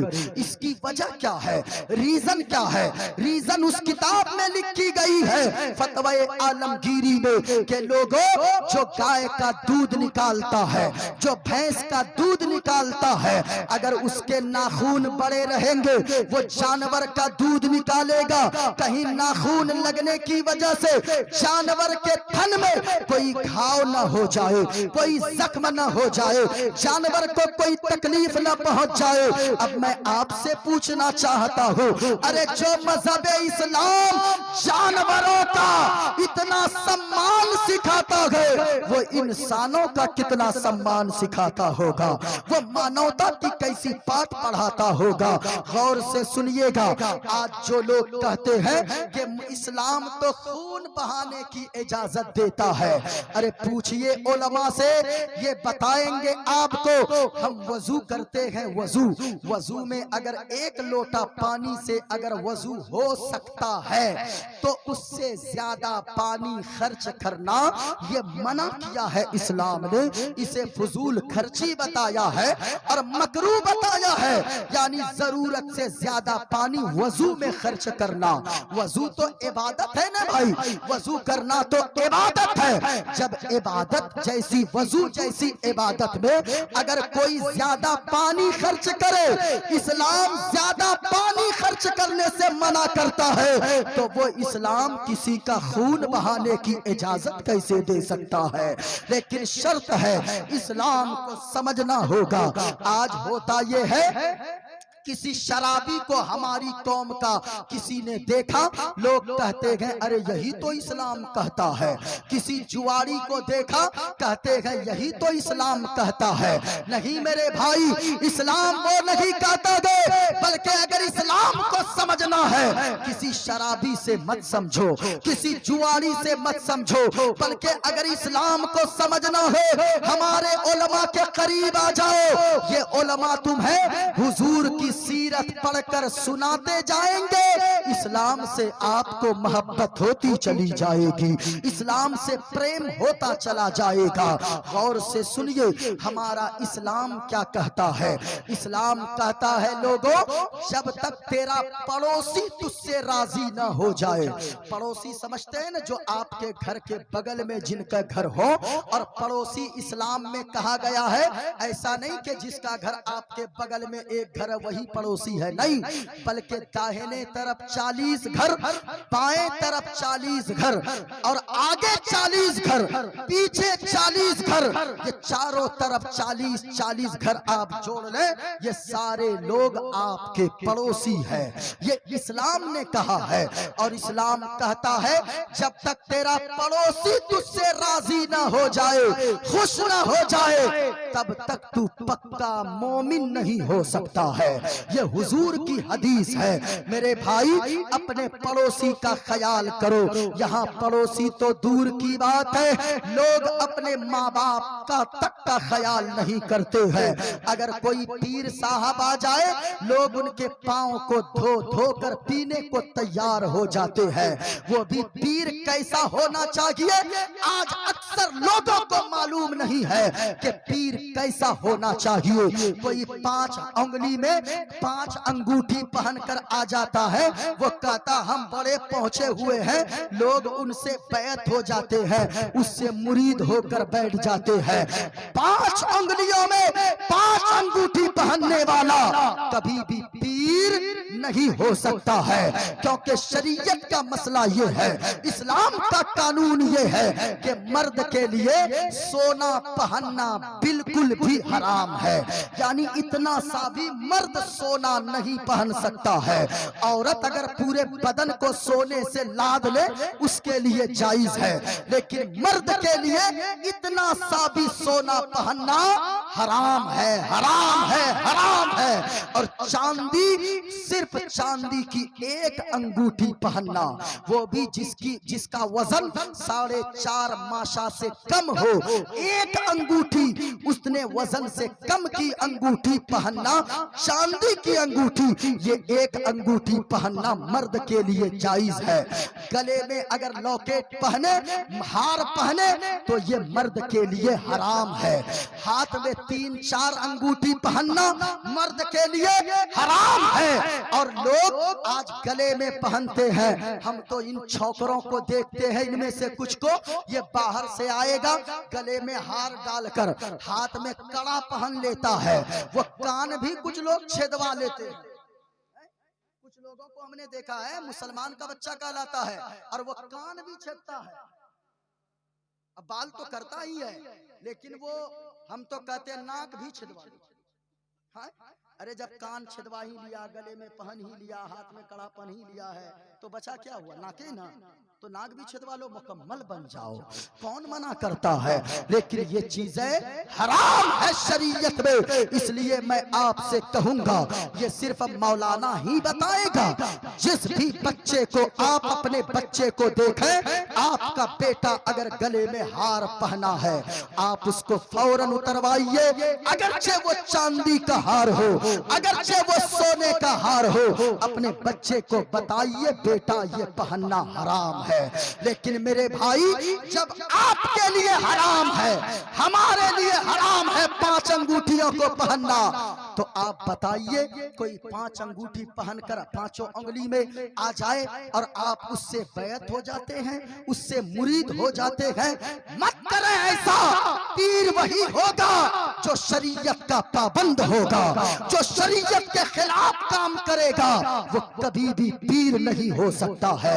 जो नमाज नहीं पढ़ता है और कहता है हम मने मन में नमाज पढ़ लेते हैं, अरे हमको नमाज की क्या जरूरत है, हम तो फला खानदान से, हम तो फला खानदान से है। उनको कहिए कि मने मन में नमाज नहीं होती है, बल्कि शरीयत में तो मसला ये है, अगर सही हो तो खड़े होकर नमाज पढ़ो, अगर खड़े नहीं हो सकते हो तो बैठ कर नमाज पढ़ो, अगर बैठ भी नहीं सकते हो तो लेट कर नमाज पढ़ो, अगर लेट कर इशारे से, हाथ के इशारे से नहीं पढ़ सकते तो कम से कम अपनी आंखों के इशारे से नमाज पढ़ो।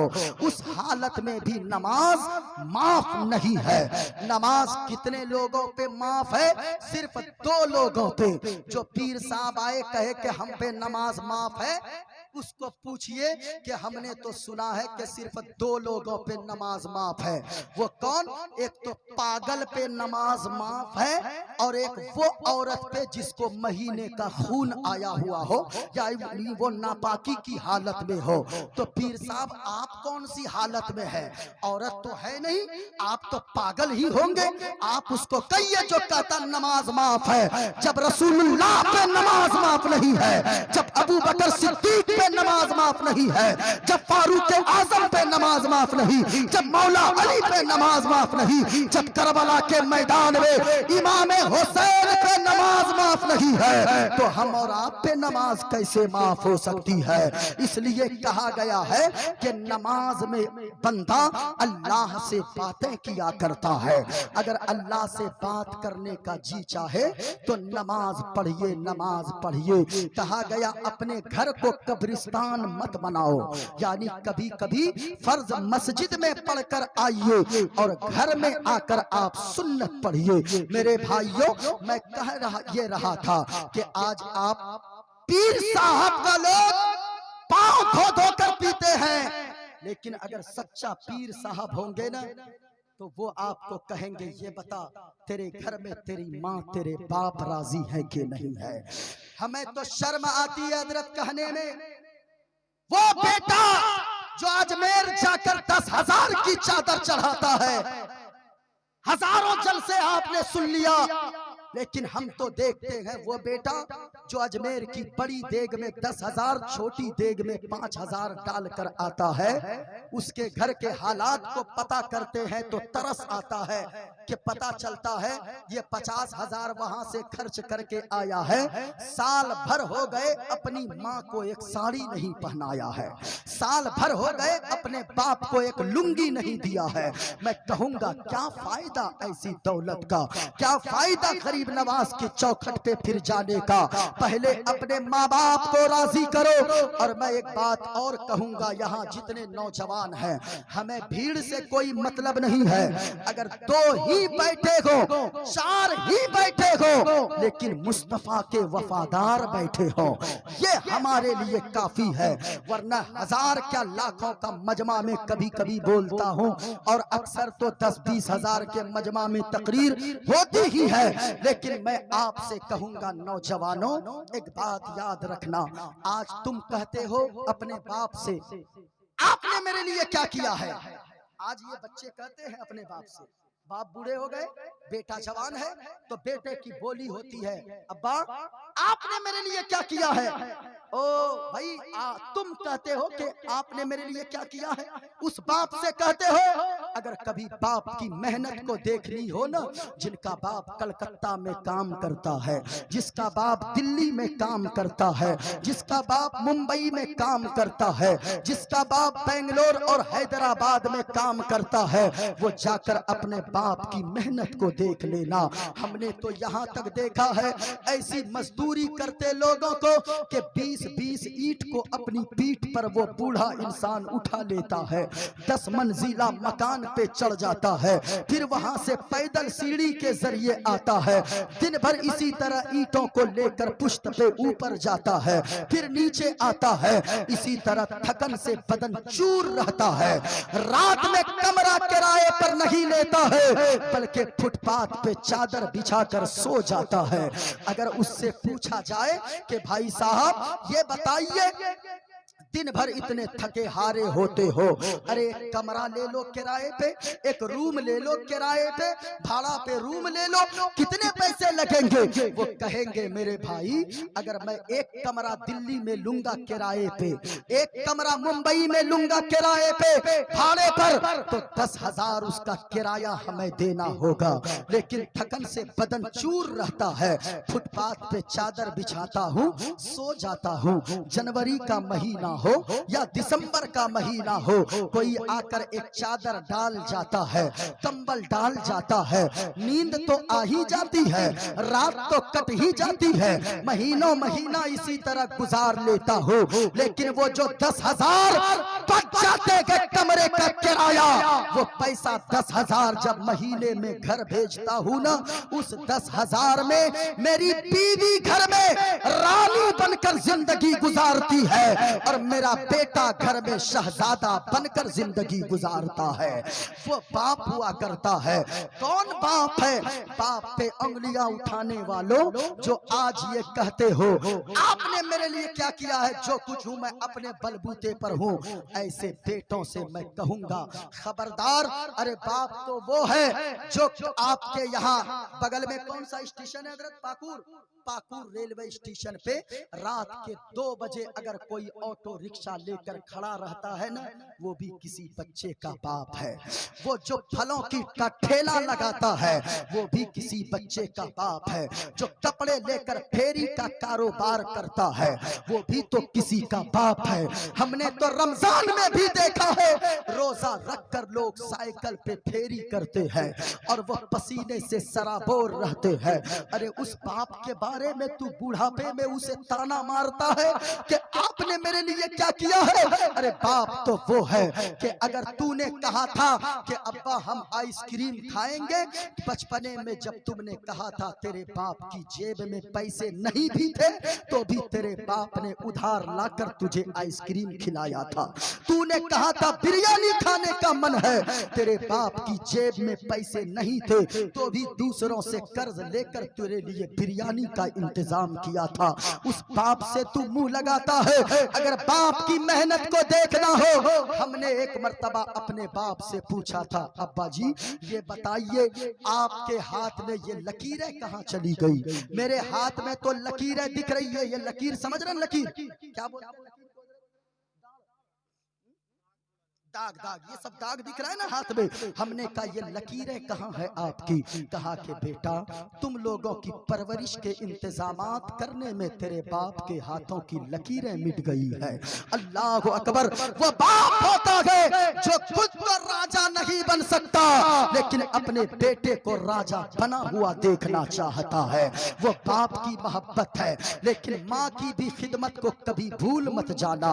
आज जो लोग माँ से जबान लगा लेते हो, कभी बुढ़ी कहते हो, कभी बुढ़िया कहते हो, अरे तुम भूल गए तुम्हारी माँ तो वो है जब सर्दी का मौसम होता था, तू छोटा सा था, तेरी माँ अपने बगल में तुम्हें सुलाती थी, तू रात में पेशाब कर देता था, तेरी माँ उठाकर दूसरे करवट पे लेटा देती थी। अरे आज ना है वो पेम्पर्स वगैरह का जमाना, वो हगीज वगैरह आता है ना जो बच्चों को, ये लोग तो रात में एक बार पहना देती है, सुबह एक बार बदलती है।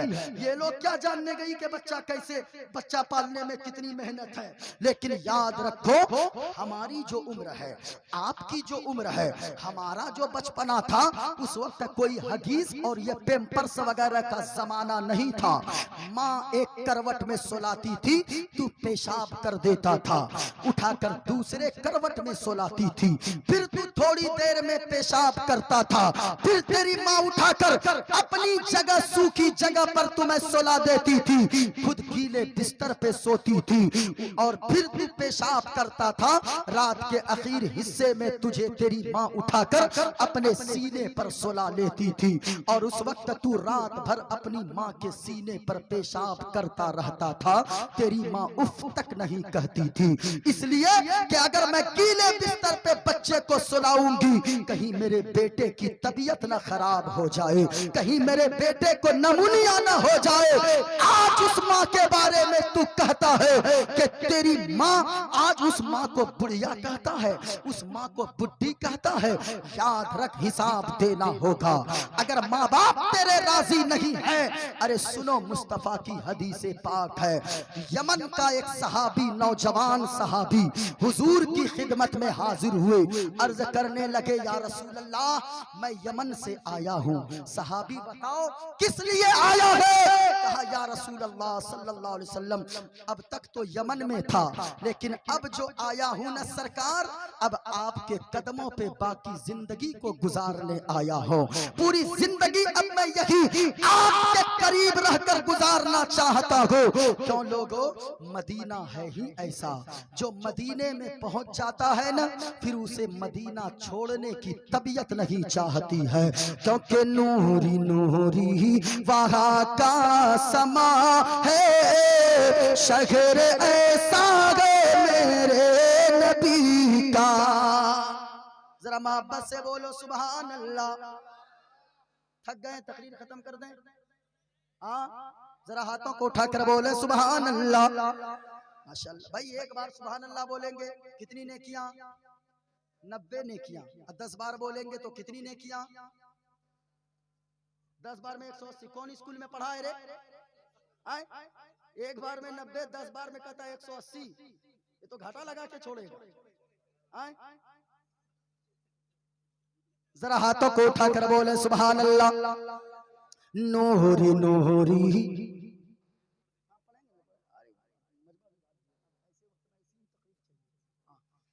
अब उनको भी बुलाइए वरना ये लोग भी चले जाएंगे। नूरी नूरी बागों का समा है, शहर ऐसा है मेरे नबी का, और नाज करता हो काबा भी जिस पर, वो मदीना है मेरे नबी का।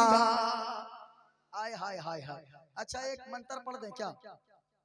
हजरत का हुक्म हो रहा, सुना दे क्या? अरे बोलो ना भाई सुभान अल्लाह। हाँ, और झूम कर बोलिए सुभान अल्लाह। मंत्र और सुनाएंगे हजरत, और सुनाएंगे, और सुनाएंगे। एक एक एक तो सुन लीजिए पहले, सुना दे। संकट मोचन संकट हारी। ओ भाई ये दूसरे का नहीं है, अपना है, आप इस पे बोल सकते, ये किसी पंडित जी का नहीं है, ये मेरा लिखा है। जरा हाथों को उठाकर इसमें तो बोले सुभान अल्लाह। संकट मोचन संकट हारी अरबन मदनी और कल्याण करो मोरा के कल्याणी अरबन मदनी। संकट मोचन कहते हैं, संकट कहते हैं परेशानी को, मोचन कहते हैं संकट मोचन यानी दूर होने को। और से सुनना लोगों, कभी आपने किसी मंदिर के सामने लिखा भी देखा होगा संकट मोचन मंदिर, यानी संकट के दूर करने की जगह, वो तो उसका अकीदा है।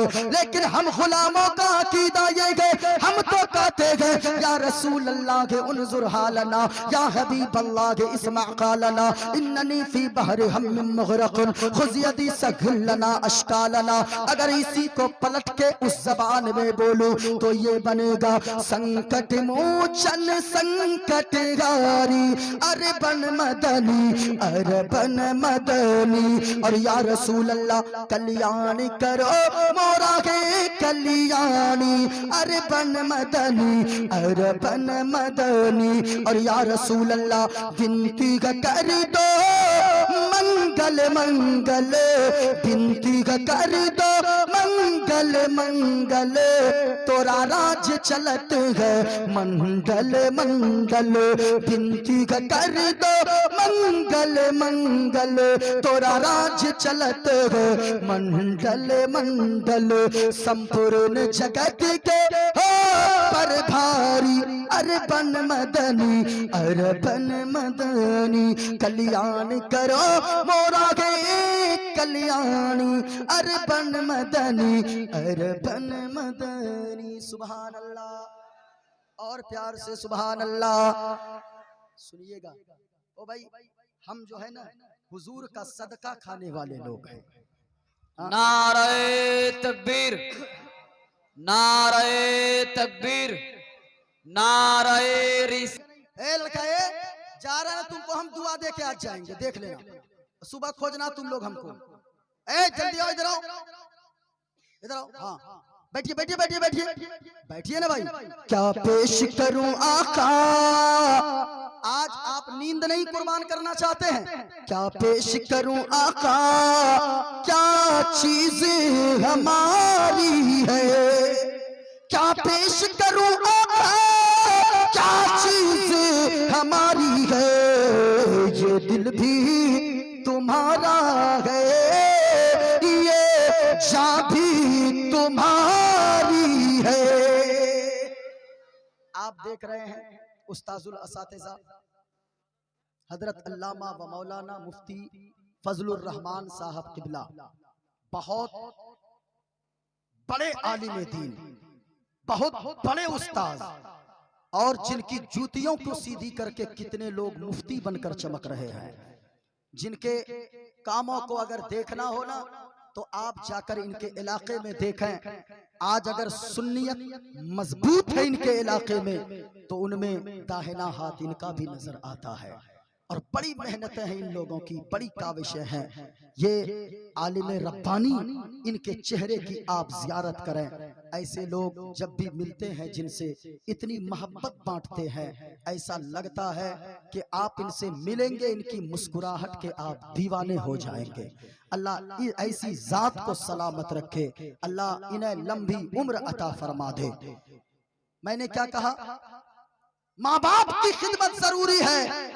मजार पे बाद में जाइए, पहले माँ बाप की खिदमत कीजिए। अपने पीरों की बारगाह में बाद में जाइए, माँ बाप की पहले खिदमत कीजिए। अपने माँ और अपने बाप की मेहनतों को कैसे आप भूल सकते हैं? और आज आप कहते हैं कि आप लोगों ने मेरे लिए क्या किया है? कुछ नहीं किया है। आपको बोलने में शर्म नहीं आती?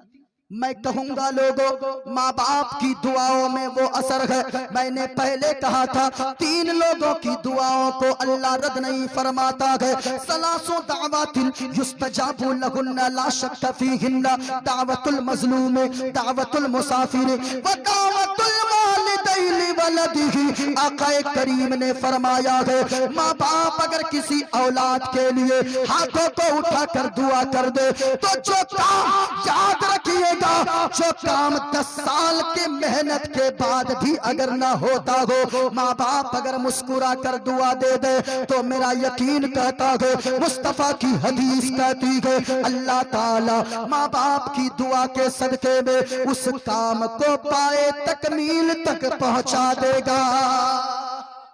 माँ बाप की खिदमत कीजिए, अपने माँ बाप से कभी जबान दराजी मत कीजिए। एक सहाबी आए, मैं यहीं से बात छोड़ा था, बस 5 मिनट और आपका लूं, फिर हजरत आपके सामने। नौजवान सहाबी तशरीफ लाए, अर्ज करने लगे या रसूल अल्लाह सल्लल्लाहु ताला अलैहि वसल्लम, मैं यमन से आया हो, पूरी जिंदगी आपके कदमे मुबारक पे निछावर करने आया हो, और अब जो आया हो दोबारा अपना घर यमन नहीं जाने का इरादा लेकर आया हो, वापस कभी नहीं जाऊंगा। मदीने वाले मुस्तफा ने फरमाया, ए मेरा सहाबी ये बताओ जरा, क्या तुम्हारी माँ जिंदा है? हाँ या रसूल अल्लाह हयात से है। क्या तेरा बाप हयात से है? हाँ या रसूल अल्लाह मेरे बाप भी बाहयात है। हुजूर ने फरमाया, क्या तू ये पता कर आया है कि दोबारा तू माँ बाप के पास लौट कर यमन नहीं जाएगा? हाँ या रसूल अल्लाह मैं तो पता कर ही आया हो। ओ मेरा सहाबी ये बताओ, जब तूने ये कहा था कि मैं दोबारा वापस नहीं आऊंगा, तेरी माँ तेरे बाप की हालत क्या थी? क्या बताऊं या रसूल अल्लाह, वो दोनों इतने रो रहे थे, मेरी माँ मुझसे लिपट लिपट कर रो रही थी, मेरा बाप मुझसे लिपट लिपट कर रो रहा था। सरकार ने फरमाया उनकी हालत क्या थी? कहा या रसूल अल्लाह इतना रो रहे थे, वो दोनों रोते रोते बेहोश हो जा रहे थे, क्योंकि मैं उनका इकलौता बेटा हूँ, मुझसे बड़ी वो दोनों मोहब्बत करते गए। हुजूर ने ये नहीं फरमाया यही मदीना शरीफ में रह जाओ, अब जरा सुनना लोगो, बल्कि हुजूर ने फरमाया इरजी इलैहिमा फअज़हिकहुमा कमा अबकैतहुमा। ओ मेरा सहाबी सुनो सुनो, वापस यमन चले जाओ, अपने माँ बाप को जैसे तू रुला कर आया है, अपने माँ बाप को दोबारा जाकर उनके चेहरे पे मुस्कुराहट ला देना। तेरे माँ बाप यमन में मुस्कुराएंगे, तेरा नबी मदीने में राजी हो जाएगा। ये माँ बाप है, माँ बाप की कद्र कीजिए। अजमेर जाना जरूरी नहीं है, लेकिन माँ बाप की खिदमत करना जरूरी है। बगदाद जाना ये जरूरी नहीं है, वाजिब फर्ज नहीं है। उम्रे पे जाना ये जरूरी नहीं है, उम्रा करना। हज अगर फर्ज है तो आप जाइए, लेकिन हमने ऐसे भी बेटों को देखा है जो उम्रे पे उम्रे कर रहा है, लेकिन माँ से मुंह भर के कभी बात नहीं करता है, बाप से मुस्कुरा कर बात नहीं करता है। बाप अगर 1 केजी एप्पल लाने सेब लाने कह दे उनकी नाक चढ़ जाती है, माँ अगर 10 रुपए की दवा मांग ले उनकी नाक चढ़ जाती है। मैं कहूंगा ओ खबरदार खबरदार, अगर सेब की फरमाइश है या दवा की फरमाइश है तेरे माँ बाप करते हैं ना, तो शुक्र करो अल्लाह का कि अल्लाह ने तुम्हें उस लायक बनाया है कि तेरे माँ बाप तुझसे फरमाइशें किया करते हैं। अपने माँ बाप की खिदमत करो, अपने माँ बाप को राजी करो। हमने तो यहाँ देखा हजरत, अभी कटिहार डिस्ट्रिक्ट में एक जगह है, गांव का क्या नाम लूं, सोशल मीडिया का दौर है, एक बेटे ने अपने बाप को सिर्फ इस वजह से कत्ल कर दिया, बेटे ने बाप का सिर्फ इस वजह से, उनको ये शक था कि 1 डिसमिल जमीन मेरे बाप ने मेरे बड़े भाई को दे दिया है। अल्लाह अकबर। जुमा पढ़ने बाप जा रहा था, बेटा घात लगाए बैठा था, बाप आगे बढ़ा, पीछे से जाकर बेटे ने गर्दन पे ऐसी वार किया कि वो बाप उसी जगह पे उनकी रूह परवास कर गई। क्या मुंह दिखाएंगे रब को, क्या मुंह दिखाएंगे अल्लाह की बारगाह में? मेरे भाई मैं इसलिए कहता हूं, अगर माँ बाप तेरे नाराज है जलसों में आना भी बेकार है। अगर माँ बाप तेरे नाराज है अजमेर और बगदाद जाना भी बेकार है, मदीना शरीफ और मक्का शरीफ जाना भी बेकार है। इसलिए मैं कहना चाहूंगा इन उलमा की मौजूदगी में, और मैं अक्सर कहता हूँ जिनकी माँ नाराज है, जिनके बाप नाराज है, पहले अपने माँ बाप को राजी कर लो। अगर इनमें से किसी की माँ नाराज है, किसी का बाप नाराज है, यहाँ से उठ के घर जाना, माँ के कदमों से लिपट जाना, बाप के कदमों से लिपट जाना और कहना ओ मेरी प्यारी माँ, ओ मेरे बाबा, आप दोनों अगर नाराज रहोगे, हमने जलसे में सुना है कि मुफ्ती साहब ने भी फरमाया था कि अगर हमने जलसों में सुना है अगर आप दोनों नाराज रहेंगे मेरी दुनिया भी तबाह हो जाएगी, मेरी आखिरत भी बर्बाद हो जाएगी। बल्कि माँ बाप के कदमों को लिपट कर कहिएगा, ओ मेरी माँ, हमें दौलत नहीं चाहिए, हमें मकान नहीं चाहिए, हमें जमीन नहीं चाहिए, बल्कि अगर हमें चाहिए तो प्यारी माँ मुझको तेरी ही दुआ चाहिए और तेरे आंचल की ठंडी हवा। एक मरतबा पूरा मजमा बोलिए, दुआ चाहिए। क्या बोलना है? अच्छा, जिनके माँ बाप दुनिया से रुखसत हो गए हैं ना, उनकी बख्शिश की नीयत से, और जिनके माँ बाप दुनिया में जिंदा हैं उनकी लंबी उम्र की नीयत से। जरा जोर से बोलिए, क्या बोलना है? ऊंचा बोले हाथों को उठाकर, क्या बोलना है? दुआ चाहिए, घर जाइएगा। प्यारी माँ मुझको तेरी दुआ चाहिए।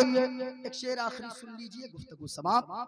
तेरी खिदमत से दुनिया में इज्जत मेरी, और ओ माँ तेरे कदमों के नीचे है जन्नत मेरी, तेरे कदमों के नीचे है जन्नत मेरी। माँ, अभी भी हजरत, अगर मैं 10 रात बाहर रह के अगर जाता हूँ ना, तो मैं अल्लाह की कसम कहता हूँ, मेन गेट पे जब मैं जाकर दस्तक देता हूँ ना 10 रातों के बाद, तो सबसे पहले दौड़कर अगर कोई दरवाजा खोलने आती है वो मेरी बूढ़ी माँ हुआ करती है। और मैं अपने आप को खुशनसीब समझता हूँ, खुशकिस्मत समझता हूँ, मेरे वालिदैन का साया मेरे सर पे कायम है। भाई एक बात हमेशा याद रखिएगा, आप अगर बाहर जाते हैं ना, माँ बाप कौन सी दौलत है, क्या नेमत है अल्लाह की। बाहर जाते हैं ना आप, अगर साल भर 2 साल सऊदी दुबई में रहकर आते हैं या दिल्ली पंजाब से, तो सच बताइएगा आपके दोस्त यार फोन करते हैं ना, अरे मेरा दोस्त आ रहा है ना, तू 2 साल के बाद, यार फला जगह की जैकेट बड़ी अच्छी है, वो जैकेट लेते आना मेरे लिए। कोई दूसरा दोस्त कहता मेरे लिए घड़ी लेते आना, कोई तीसरा दोस्त कहता है मेरे लिए जूता लेते आना, बहन कहती है मेरे लिए पर्स लेते आना, दोस्त कहता मेरे लिए कपड़े लेते आना, मेरे लिए खाने की फला चीज लेते आना। लेकिन सच बताइए, माँ बाप तो वो हस्ती है ना, माँ बाप कहते हैं मेरा बेटा हमें कुछ नहीं चाहिए, मेरा बेटा सेहत और सलामती के साथ घर आ जाए, यही हमारे लिए सबसे बड़ा तोहफा है। ये माँ बाप है जो कभी भी औलाद से कोई लालच नहीं रखते हैं, बल्कि माँ बाप अपनी औलाद की सेहत और तंदुरुस्ती की दुआएं किया करते हैं। तेरी खिदमत से दुनिया में इज्जत मेरी, और ओ माँ तेरे कदमों के नीचे है जन्नत मेरी। उम्र भर सर पे साया तेरा चाहिए, प्यारी माँ मुझको तेरी दुआ चाहिए। नमाज की पाबंदी करेंगे, बोले इंशाअल्लाह। अरे बोलो ना भाई, हाथों को उठाकर इंशाअल्लाह। इंशाअल्लाह अल्लाह ताला आप सबों की पेशानियों में, हमारी भी पेशानी में अल्लाह ताला सजदों की तड़प अता फरमा दे। आजान का एहतराम करेंगे, हलाल खाइए, हराम से बचिए, बड़ों की इज्जत कीजिए, माँ बाप की खिदमत कीजिए और इस्लाम को समझने की कोशिश कीजिए। हमारा इस्लाम कितना सुंदर मजहब है, हमारा इस्लाम कितना अच्छा मजहब है। इस्लाम अगर मुसलमान हैं तो आप ये उम्मीद रखिए कि अल्लाह ताला ने फरमा दिया है कि इज्जत अल्लाह के लिए है, इज्जत रसूलुल्लाह के लिए है, इज्जत मोमिनीन के लिए है। आज हो ना हो, लेकिन कल चलकर जरूर मुसलमानों को अल्लाह इज्जत की जिंदगी अता फरमाएगा। यहाँ जितने लोग बैठे हैं, हलाल खाने की मैंने तलकीन की है, कुरान से साबित किया है। भाई ये जिंदगी बड़ी कीमती है, जब भी उलमा के पास बैठे कुछ दीन की बातें सीख लिया करें। क्यों? मैंने क्या कहा, जब तक जिंदा है नेकियां करना बहुत आसान है। अगर दुनिया से चले गए चाह कर भी एक नेकी अपने आप नहीं कर सकते हैं। अल्लाह ताला हम सब की हाजिरी को कबूल फरमाए। बोलने में कुछ गलतियां हुई हो, आपके सुनने में कुछ गलतियां हुई हो, सारे लोग तौबा पढ़े, अस्तगफिरुल्लाह रब्बी मिन कुल्ली ज़ंबि व अतूबु इलैह। कलमा शरीफ पढ़े बुलंद आवाज से, ला इलाहा इल्लल्लाह मुहम्मदुर रसूलुल्लाह। अरे बुलंद आवाज से पढ़िए ना, ला इलाहा इल्लल्लाह। भाई कपड़ा गंदा होता है ना, कपड़ा तो इसको किस चीज से साफ करते हैं? साबुन से, साबुन से ना, शरफ से। लेकिन दिल भी गुनाह करते करते गंदा होता है। दिल की सफाई किस चीज से होगी? कहा गया है लेकुल्ले शैइन सिकाला व सिकालतुल कुलूब जिक्रुल्लाह। यानी कपड़े को हर चीज की सफाई के लिए एक आला होता है, दिल की सफाई के लिए आला ला इलाहा इल्लल्लाह है। पूरा मजमा पढ़े ताकि सीना साफ हो जाए, सीने में कीना नहीं मुस्तफा का मदीना आ जाए।